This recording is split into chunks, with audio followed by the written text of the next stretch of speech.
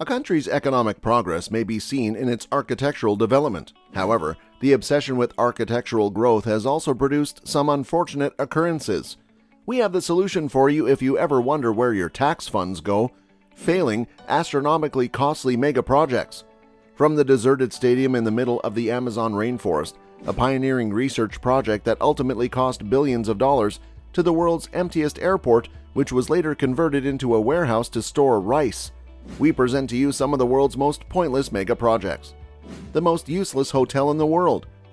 The highest unoccupied structure in the world, sometimes referred to as North Korea's Tower of Doom, comes in second on the list. Not many tourists are welcomed in North Korea.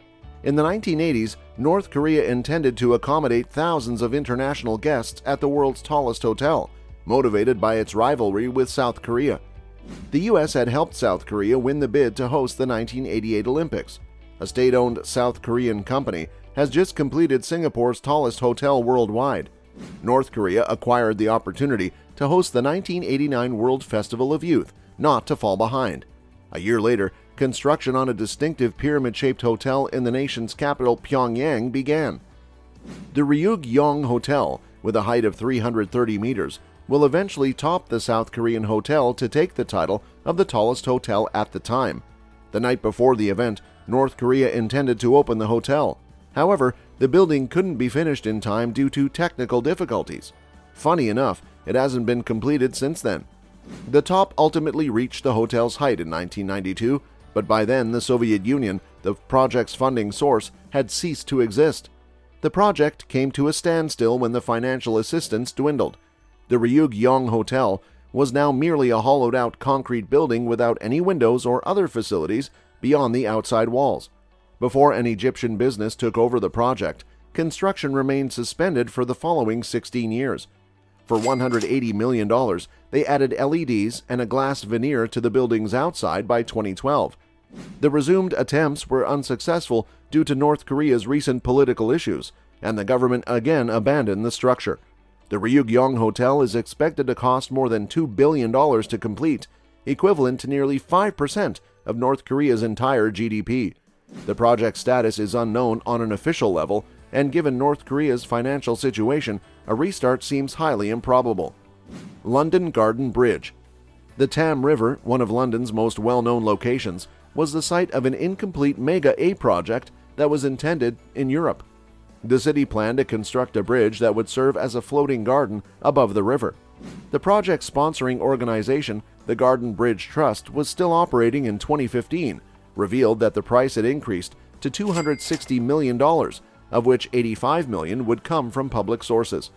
Massive public outrage followed, and various journalists condemned the project for being extravagant. People said that the bridge had no primary function because it was constructed in a region where there were already a lot of bridges. In July 2016, the government put the planning on hold while they conducted a financial evaluation. The cost had increased by 2017. The country secured only $180 million at the time, not the total $280 million. The project was formally abandoned in August 2017, since it would have required at least 6 more years to get the necessary funding. Brazil's controversial Rainforest Stadium. Brazil was required to construct 12 new football stadiums and restore a few older ones. Brazil planned to spend $11 billion on this gigantic mega project, but despite the staggering expense, the nation was eager to share its love of sports with the entire globe. These massive mega projects, however, are not always economically feasible in the long run, as is the case in many nations that host the World Cup. Critics and financial repercussions are sometimes disregarded to provide the finest World Cup presentation. However, the issues with this massive project went far beyond. Despite the time and money spent on construction, only 4 World Cup games were held in this stadium. The money made from these few games was far less than what was spent. The stadium saw little use following the 4 World Cup contests. The local team's fan bases cannot consistently fill the 40,000-seat arena. In addition, many locals lack the financial means to purchase game tickets. The stadium's rent and maintenance expenses surpass the team's overall earnings. Abandoned ghost cities in China. The 1,800-acre Zhang Yun International Project in Shijiazhuang has been labeled a city inside a ghost. The project was split into two halves and cost $3 billion to develop. A larger upscale neighborhood with apartments and amusement parks, and a more compact business district with skyscrapers and shopping centers. How did this massive undertaking come to be abandoned in an area with so little population? There was a lot of enthusiasm when they initially unveiled the initiative. They swiftly sold 700 home units. However, development unexpectedly ended in 2014 due to the local authorities looking into the real estate firm behind the project. By 2017, the primary developer had been convicted of the allegations of corruption and was behind bars. As a result, the value of the properties fell precipitously and the corporation filed for bankruptcy. Due to the government's seizure of the project, hundreds of homeowners are currently unable to move in. The Zangyun International Project is now more of a tourism destination than a housing construction. Bloggers and YouTubers frequently go there because they are intrigued by the size of the abandoned property and want to share its history. It appears that this $3 billion mega project will only be viewed by intrepid travelers because there is no official sign that work will restart anytime soon. The world's emptiest airport. The next major project was to construct Sri Lanka's international airport in the sleepy community of Matala, which is close to Hambantota. The airport's construction was finished slightly over 3 years after it started in November 2009. In March 2013, it was formally inaugurated for flight operations and given the president's name. The project cost $210 million, of which 190 were loans from China. The airport is located in a tiny community of 20,000 inhabitants, one-third of whom live below the poverty line. Therefore, there is no local demand for the airport. Despite being adjacent to several tourist attractions, it is less appealing to visitors due to a lack of efficient transportation.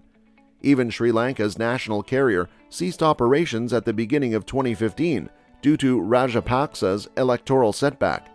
Wild animals nearby began to outnumber those using the airport since there was little demand and very little traffic. At one point, 300 troops were needed by the government to drive the wild animals out of the area. To cut expenses, its enormous space was also utilized as a warehouse for storing rice. According to its detractors, the project was never economically feasible and was only built because the last president was from Hambantota. Golden Finance 117. In China, work on the Golden Finance 117 began in 2008. The perspective that China anticipated it would exceed the Shanghai Tower and overtake Dubai's Burj Khalifa as the second tallest structure in the world. By 2012, the tower's basement was finished, and its peak height reached 597 meters. Construction on the project was delayed after the project's developer reportedly declared bankruptcy in September 2015. The government restarted construction in 2018, but those efforts quickly halted, and no one has taken over the project. While the building's development is now on hold, the tower did draw a few climbers who attempted to scale the vacant structure. The April 2020 directive from Beijing may have been the last straw for Golden Finance 117 regarding the project's ability to resume.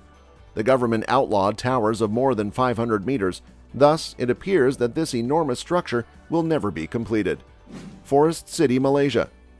After discussing a seemingly abandoned city, we will discuss a green, innovative metropolis that would be developed around an artificial forest environment and rise from the reclaimed ground on 4 artificial islands.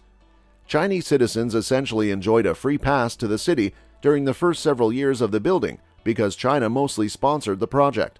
Wealthy Chinese investors who couldn't afford the skyrocketing rents in their nation rushed to Forest City as a result. Since property prices are primarily considered for the Chinese marketplace, local Malaysians cannot afford to purchase these apartments.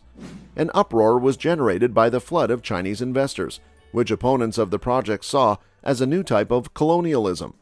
As a result, foreigners were prohibited from holding property in the Forest City when Prime Minister Mahathir Mohamad implemented a change in leadership. Foreigners began abandoning the city in large numbers, discouraging prospective investment. The epidemic and the global travel prohibitions were the following significant setback.